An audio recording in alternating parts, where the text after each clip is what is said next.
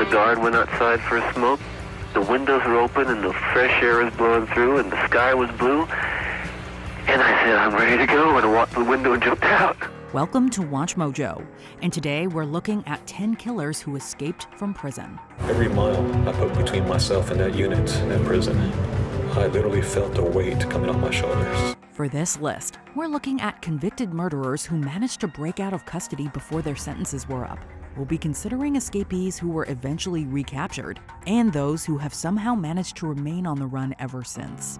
Did we miss anyone? Let us know in the comments. Alan Legere. The crimes of Alan Legere were so despicable that he was named the Monster of Miramichi.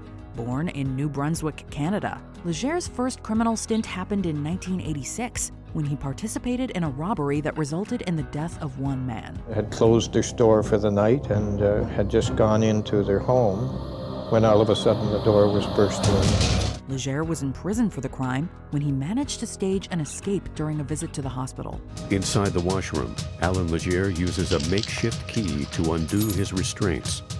He then bursts into the hallway, waves an improvised knife, and sprints towards the hospital exit. He remained on the run for 7 months, during which he rained terror on the town of Miramichi and its environs. This was not just an ordinary escapee. This was Alan Legere, a convicted murderer, a very brutal man. Legere was responsible for the deaths of 3 women and 1 reverend father.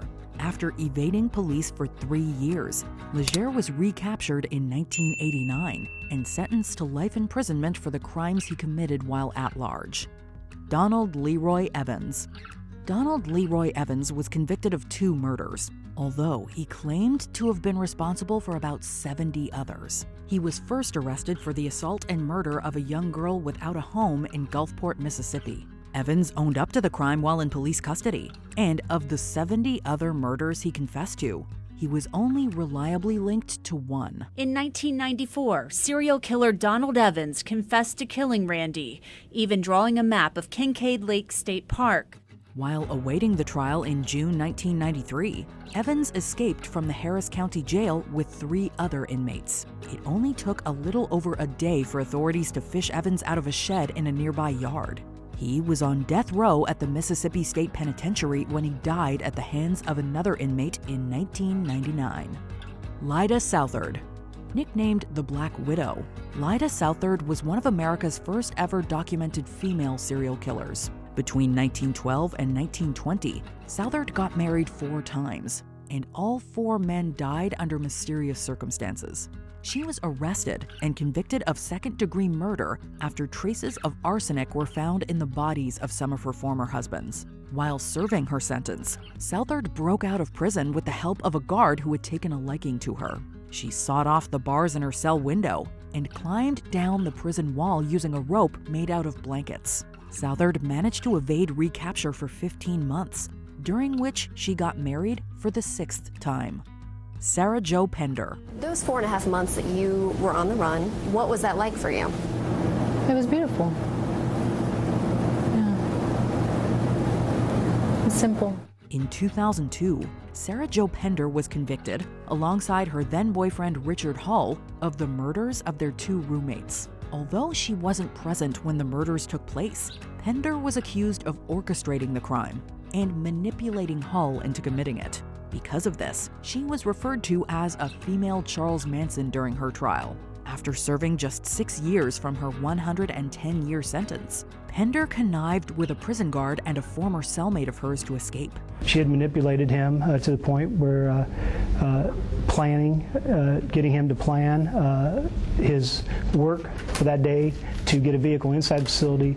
She began a new life as Ashley Thompson in Chicago, but that only lasted about 4 months. The male staff member in this case fell for some of her tactics and found his weak points and used them to her advantage. Pender was found and arrested after being identified by a neighbor from an episode of the TV show America's Most Wanted. And at no point you were a danger to anyone? No, never. Sharon Kinney.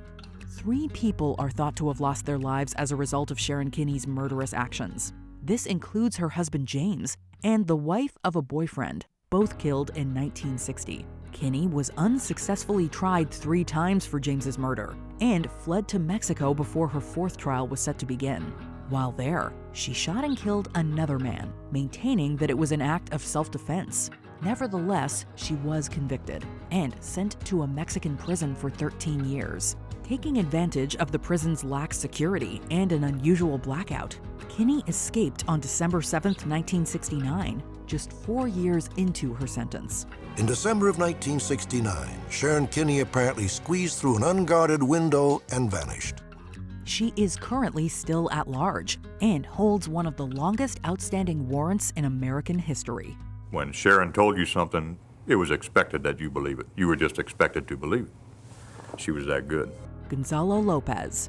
Of the 6 people who died at the hands of Gonzalo Lopez, 5 lost their lives after he escaped from prison. Lopez had initially been handed a life sentence in 2006 for the kidnapping and death of Jose Ramirez. Almost 2 years in, he was given another life sentence for an earlier crime in which 2 police officers were shot at.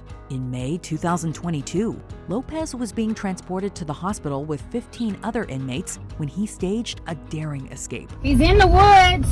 The video shows cops on the scene as Lopez fled into the woods. Lopez remained on the run until June 2nd, when he attacked and killed 5 people at their family ranch in Centerville, Texas. He was involved in a shootout later that day with police and lost his life in the process. I do feel that had Mark been made aware that he was within a day or 2 of being on his property, he would have never exposed those kids to that danger. James Earl Ray. James Earl Ray was still on the run after escaping from prison 1 year earlier when he committed the crime he has now become most infamous for. Ray first escaped from the Missouri State Penitentiary in 1967 while serving a 20-year sentence for armed robbery. Fueled by his racist ideologies, Ray traveled to Memphis, Tennessee in 1968, where he assassinated prominent civil rights leader Dr. Martin Luther King Jr. He was arrested 2 months later and handed a 99-year prison sentence. On June 10, 1977, Ray pulled off an escape from prison alongside 6 of his fellow inmates. The men fashioned a makeshift ladder from pieces of pipe which they flung over the 10-foot wall. One of the men is a plumber. His attempt at freedom only lasted 3 days. The convicted killer was hunted down and recaptured about 8 miles away from the prison. Joseph Christopher Garcia. Clear! He hollers at me, it's clear, I'll open the outer gate. On December 13, 2000, a group of 7 inmates at the John B. Connolly Unit Prison in Texas managed to escape from the facility at lunchtime. One of them was Joseph Christopher Garcia, a Bexar County native who was imprisoned for the 1996 murder of one Miguel Luna. Once out of prison, the group embarked on a crime spree, robbing retail stores to fund their lifestyles. After robbing one such store, they shot and killed Aubrey Hawkins, a police officer who was responding to the scene. They were arrested a few weeks later after being profiled on America's Most Wanted and sentenced to death for killing Hawkins. Though Garcia claimed that he never fired a shot, he was convicted under the Texas law of parties and sentenced to death. Garcia was executed by lethal injection on December 4, 2018. Nikolai Jumagaliv, nicknamed Metal Fang. Nikolai Jumagaliv is responsible for the deaths of at least 10 people, some of whom he also cannibalized. He was tried for his crimes but found not guilty by reason of insanity. This led to him being remanded to a mental health facility, from which he managed to escape in 1989. Jumagaliv spent the next 2 years moving across different countries in the former USSR. During this time, he is alleged to have killed more people in Moscow and Kazakhstan, with one charge leading to a conviction. Tired of wandering around the mountains, Jumagaliv intentionally brought attention to himself, leading to him being recognized as the infamous cannibal. He was rearrested and is currently confined to a mental health facility.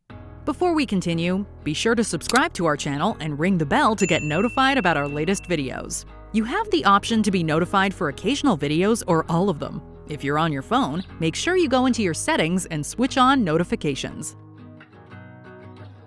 Ted Bundy.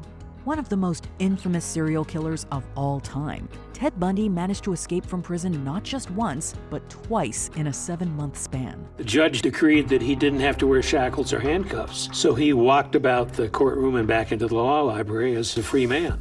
After he was first arrested and convicted of a kidnapping in Utah, Bundy was extradited to Colorado, where he was scheduled for a murder trial. Under the guise of acting as his own lawyer, Bundy was able to escape through a window in the courthouse's library. Bundy jumped out of this second-story window at the front of the Pitkin County Courthouse this morning. He was scheduled for a court appearance and apparently had been locked into the law library by sheriff's deputies. He was arrested 6 days later after being stopped by 2 patrol officers. Bundy's second escape came 7 months later, when he slipped out of jail through a tiny hole he carved out in the ceiling of his cell. He used a bunch of his law books and assembled them along with some pillows to make it look as if there were a body in the bed. He was recaptured after 2 months and eventually sentenced to death. They woke up in Glenwood Springs and discovered that Bundy had escaped basically 12 hours before.